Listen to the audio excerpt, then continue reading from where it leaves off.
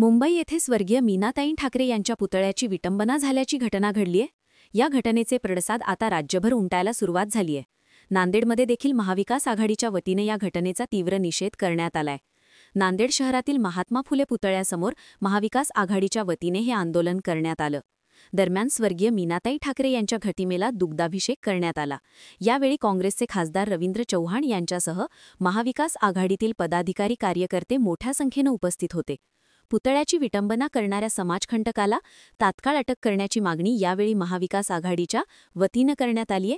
अन्यथा नांदेड जिल्हा बंद करण्याचा इशारा ठाकरे गटाच्या शिवसैनिकांनी दिलाय। ब्युरो रिपोर्ट जेटे न्यूज नांदेड।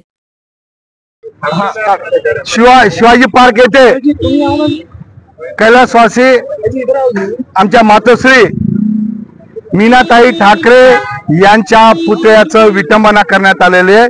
त्याच्या निषेधार्थ आज महाविकास आघाडीतर्फे तीव्र निषेध करून स्वर्गीय मीनाताई ठाकरे यांच्या प्रतिमेला दुधाचा अभिषेक खासदार रवींद्र चव्हाण साहेब यांच्या हस्ते करण्यात आलेले आहे। आम्ही सर्व महानगर शिवसेनेतर्फे जाहीर निषेध करतो आणि जो कोणी माथे फिरवत त्याच्यावर कडक कारवाई करण्यात यावी अशी आम्ही मागणी करतो।